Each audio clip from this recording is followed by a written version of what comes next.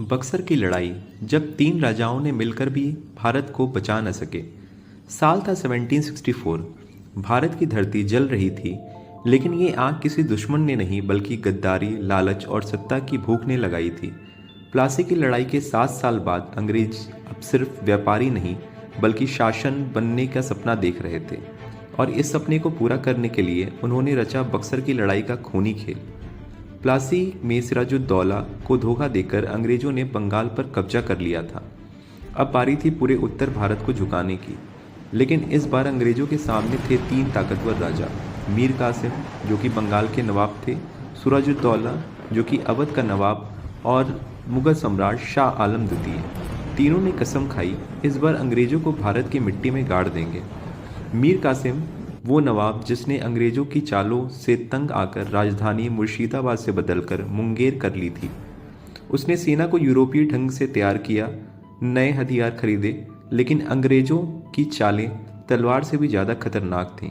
उन्होंने गद्दारी और लालच के जरिए भारतीय राजाओं के बीच दरारें डाल दी थीं। 22 अक्टूबर 1764, बक्सर का मैदान, गंगा के किनारे। एक तरफ लगभग 40,000 भारतीय सैनिक, दूसरी तरफ 8,000 अंग्रेजी सैनिक, जिसका नेतृत्व कर रहे थे हेक्टर मुनरो। मगर यह सिर्फ एक लड़ाई नहीं थी, यह भारत की आत्मा की परीक्षा थी। सूरज उगने के साथ ही तोपों की गर्जन गूंज उठी। मीर कासिम की सेना ने जबरदस्त हमला बोला, लेकिन अंग्रेजों की बंदूक और अनुशासन ने उन्हें पीछे ढकेल दिया। सिराजुद्दौला की तोपें जवाब दे रही थीं, मगर बीच में कुछ भारतीय सेनापतियों ने पीछे हटने का आदेश दे दिया।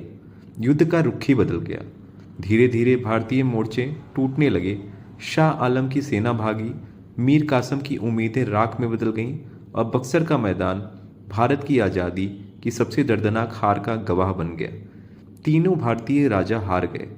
अंग्रेजों ने शाह आलम द्वितीय से इलाहाबाद संधि करवाई, और बंगाल, बिहार और उड़ीसा की दीवानी, मतलब राजस्व वसूलने का अधिकार, सीधे ईस्ट इंडिया कंपनी के पास आ गया।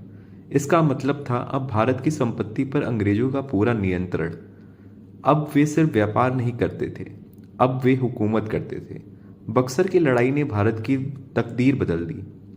वह वो पल था जब भारत गुलामी के अंधेरों में और गहरा धंसा जा रहा था। तीन भारतीय राजा अगर एकजुट रहते तो शायद इतिहास कुछ और होता।